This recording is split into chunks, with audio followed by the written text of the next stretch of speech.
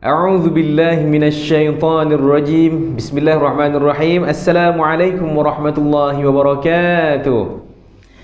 Baiklah tuan-tuan, alhamdulillah rabbil alamin wassalatu wassalamu ala asyrafil anbiya'i wal mursalin sayyidina Muhammad wa ala alihi washabihi ajma'in. Tuan-tuan, mari kita panjatkan syukur kepada Allah Subhanahu wa taala kerana dengan limpah kurnia inayahnya dapat kita sama-sama tuan-tuan untuk kita sambung bagi sesi live kita yang keberapa dah ni ya? Yang dah keberapa ni? Yang dah saya rasa 4. Yang keempat. So, tuan-tuan, alhamdulillah kita banyakkan syukur kita kerana Allah masih lagi bagi kesihatan kepada kita.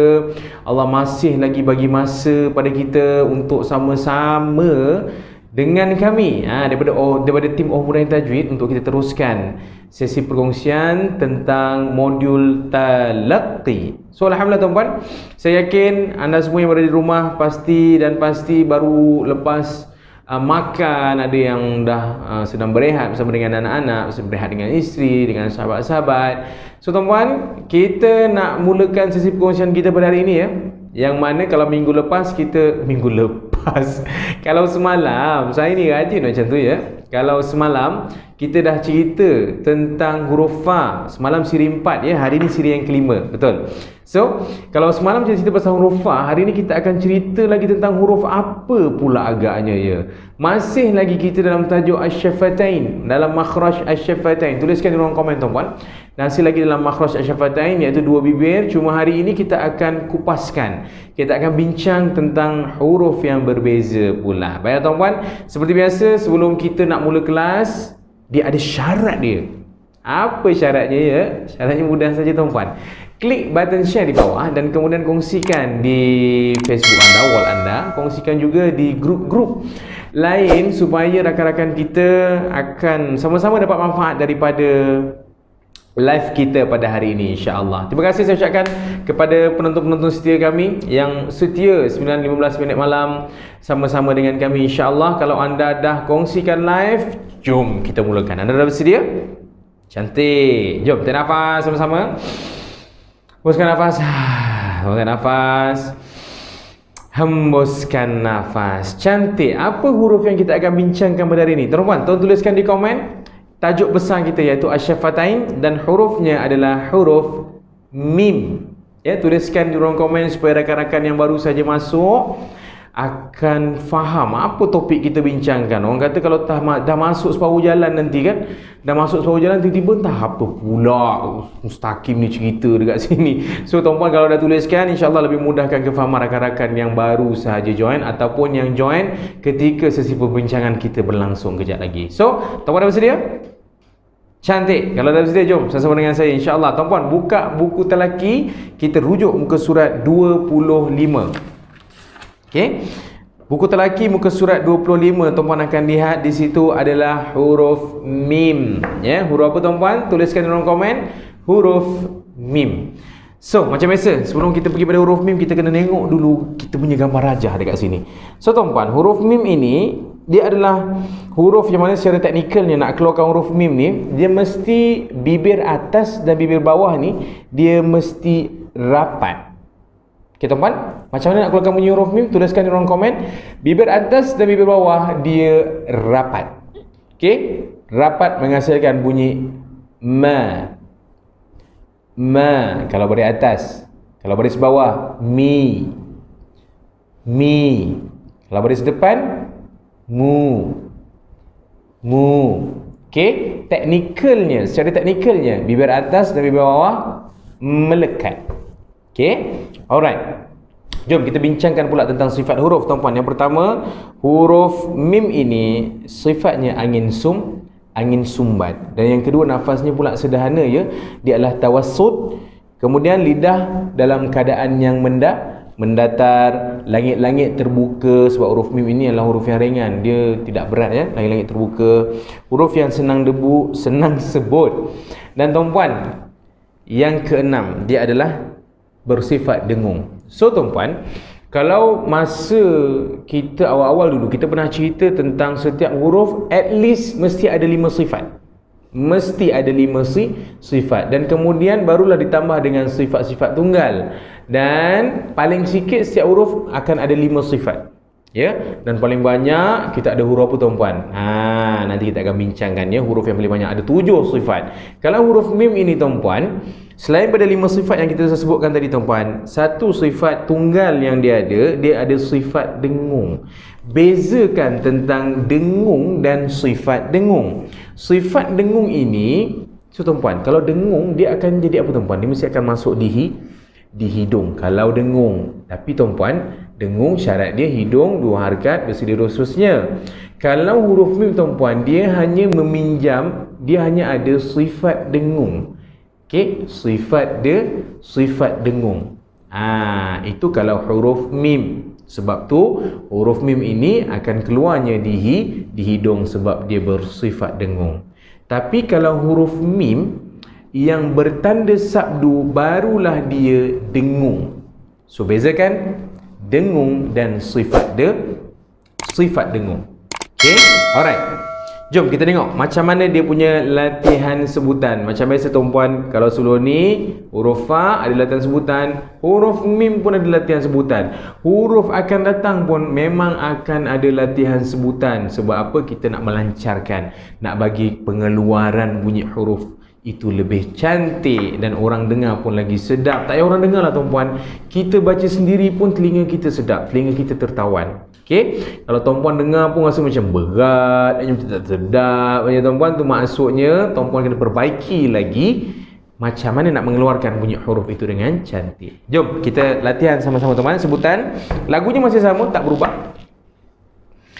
Ma mi mu bam, ma mi mu bam, ma mi mu bam, mu mam mani mam na, mu mam mani mam na, ma mi mu bam, mu mam mani mam na, minal mamni mami mam mani ma, minal mamni mami mam mani ma. Lagi sekali tuan-puan, jom insyaAllah kita sama-sama. Mami mu bam, mu mam mani mam na, minal mamni mami mam mani ma. Jom teman, insyaAllah sama-sama kita bunyikan insyaAllah. 1. Teman sabar dulu sebelum kita nak baca tuan-puan latihan sebutan ni. Jangan lupa panggil anak-anak, panggil isteri, panggil suami, panggil kawan-kawan, kita sebut sama-sama insyaAllah. Kita nyanyikan, kita melodikan sebutan insyaAllah. Jom teman-teman, 1, 2, mula. Mami mu bam, mu mam mani mam na, minal mamni mami mam mani ma.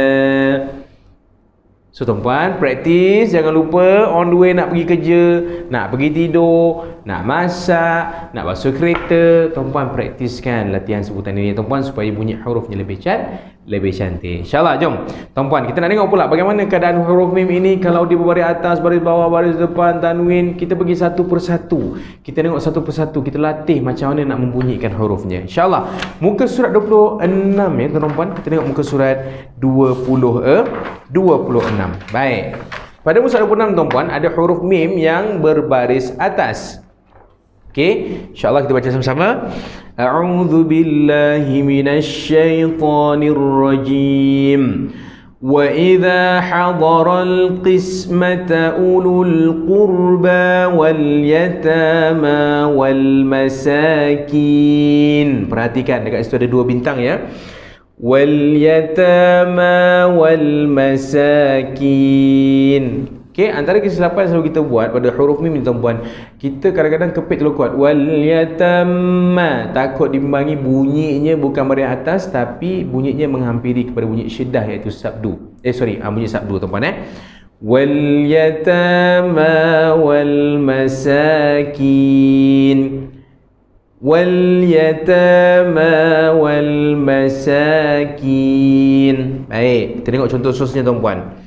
وَمَا خَلَقَ اللَّهُ فِي السَّمَاوَاتِ وَالْأَرْضِ. Perhatikan, wama,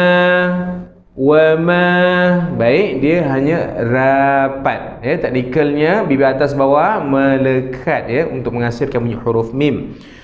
Wama khalaqallahu fis samawati wal ardh. Baik, itu kalau mim baris atas. Kita tengok pula mim baris bawah. Wala ta'awanu 'alal ithmi wal 'udwan. Ithmi. Jangan lupa tips baris bawah, senyum sikit. Okey. Ithmi, cantik. Kita tengok pula contoh seterusnya. Okey, kita skip ayat ni tuan-puan kita ambil pada qala. Qala ya laita qaumi ya'lamun. Qaumi. Cantik, selesai untuk mim baris bawah. Okey, kita tengok pula kalau mim baris depan. Hurrimat alaikumul maitatu waddamu wa lahmul khinzir. Waddamu. Kalau baris depan, tipsnya apa tuan-puan? Muncul, cantik. Jom kita tengok pula. Wa ma dhubiha 'alan nusubi wa an tastaqsimu bil azlam. Tastaqsimu. Baik, dapat baris depan. Sekarang kita tengok pula macam nak bunyikan huruf mim yang berbaris sukun. Baik, kita tengok Kalau di sini tuan-puan kita tengok, kalau kita baca sambung maka dia akan berbunyilah mim sukun tu. Kalau kita berhenti pun sama juga. Qalu inna tatayyarna bikum. Yang ini saya katakan huruf mim ini bersifat apa tuan-puan? Bersifat dengung. Kalau tuan-puan berhenti maka dia bersifat dengung, bersifat gunnah. Hanya keluar di hidung tapi bukan dua harakat. Kalau dua harakat tuan-puan tu bukan sifat dengung. Kalau masuk hidung dua harakat itu adalah dengung. Okey? Kalau misalnya dia hanya kita matikan, kita wakafkan di hujung ayat, dia di hujung kalimah, tuan-puan matikan, dia hanya pinjam sifat dengung sahaja. Sifat dengung. Ni yang saya katakan beza antara dengung dan sifat dengung. Kita sambung. La illam tantahu lanarjumannakum. La illam. Baik. Lanarjumannakum. Baik. Kemudian kita tengok pula contoh seterusnya. وَانْطَلَقَ الْمَلَأُ مِنْهُمْ أَنِ امْشُوا.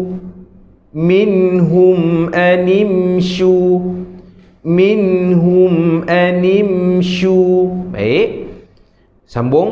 وَاصْبِرُوا عَلَىٰ آلِهَتِكُمْ. Baik, sifat gunnah maksudnya di hidung tapi bukan tahan di hidung selama dua harakat. Baik, mim sukun selesai tuan-tuan. Tengok pula untuk huruf mim bersabdu pula ya. Kalau huruf mim ini tuan-tuan, ingat huruf mim ini kalau dia bersabdu dengung, huruf ini dengung jenis apa tuan-tuan? Tuliskan dalam komen. Dengung lekat. Dengung apa? Dengung lekat. Jom kita baca sama-sama. Tilka ummatun qad khalat. Ummatun qad khalat. Ummah. Tuan-puan, melekat. Okey, laha ma kasabat wa lakum ma kasabtum. Walakum ma. Baik. Tengok pula contoh lagi tuan-puan. Banyak contoh ya. Sama-sama kita baca insya-Allah. walamma ya'tikum mathalul ladzina khalau min qablikum walamma ya'tikum mathal. Okey, dapat tuan-tuan Okey, jom kita tengok. So tuan-puan, banyak ya contoh. Kalau tadi kita ada baris atas, ni kita tengok pula kalau misalnya baris bawah macam mana nak bunyikan dia. Alam yarau kam ahlakna min qablihim min qarnim makkannahum fil ardh. Tengok, min qablihim min qarnim. Tengok tuan-tuan dengungnya mesti melekat. Qablihim, lihat, qarnim, qarnim. Baik, dia mesti melekat, cantik. Jom kita tengok pula lagi contoh lagi tuan-tuan. Huwallazi khalaqakum min tinin thumma qada ajala. Khalaqakum, naik, min tinin thumma. Baik, melekat. Kita sambung. Wa ajalum musamma. Wa ajalum musamma. Tuan-tuan, dengung lekat. Baik. Kita tengok pula macam mana pula keadaannya kalau mim kosong. Tuan-puan, mim kosong pula ni dengung lain cerita pula. Kalau mim kosong dia akan jadi apa tuan-puan? Kalau mim kosong tuliskan di ruang komen. Mim kosong dengung pemalu. Wa tukallimuna aydihim wa tashhadu arjuluhum bima. Tengok. Arjuluhum bima. Baik, kita dah sempurnakan hak huruf ha itu berbaris depan, maka kembalikan, koyakkan kembali untuk bersedia kita sebut pada huruf ba. Dengung di situ ya, mim kosong. Arjuluhum. Baik, dapat? Okey, lagi saya tunjukkan. Arjuluhum bima. Dan lagi satu tuan-puan. Inna akhlasnahum bi khalisah. Akhlasnahum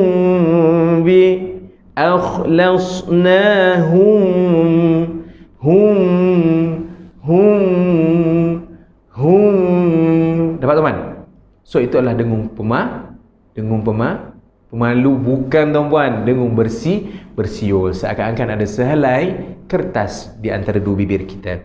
So tuan-puan, kita tengok pula kalau mim yang bertanda tanwin, atas sama, bawah sama, dan 6-9. Wa kana Allahu aliman hakima. Okey. Tengok pula, tadi kalau dah tanwin atas sama, kita tengok tanwin bawah pula. Okey, kalau yang ini di lain pula ya. Wa tilka hududullahi yubayyinuha liqaumin ya'lamun. Ini bawah singit pula teman-teman, bawah singit yang ini lain pula ya. Liqaumin ya'lamun. So kita tengok yang cerita terakhir tuan-puan, iaitu 99. Alright. Hadza falyadhuquhu hamimun wa ghassaqa. Hamimun wa ghassaqa. So tuan-puan, alhamdulillah itu saja perkongsian untuk hari ini. So tuan-puan, jangan lupa untuk praktis di rumah untuk membunyikan macam mana nak keluarkan bunyi huruf mim ini ya tuan-puan. Jangan lupa huruf mim ini dia memang ada 5 sifat huruf macam tadi saya sebutkan, dan tambahannya dia ada sifat tunggal iaitu bersifat gunnah, iaitu bersifat dengung. Apa itu sifat dengung? Sifat dengung itu apabila dia bertanda sukun di penghujung ayat ketika waqaf, dia mesti dikeluarkan di hidung, tetapi bukannya panjang dua harakat. So tuan-tuan, insyaAllah semoga bermanfaat untuk anda pada malam ini. Jangan lupa untuk tekan share. Mungkin ada kawan-kawan kita yang belum masuk live ini lagi. Kongsikan di wall anda, kongsikan di grup-grup supaya lebih ramai yang mendapat kebaikan dan manfaat daripada perkongsian kita pada malam ini. Baiklah tuan-tuan, saya Mustaqim Abdul Rani. Sehingga bertemu lagi pada hari esok jam 9.15 malam. Assalamualaikum warahmatullahi wabarakatuh.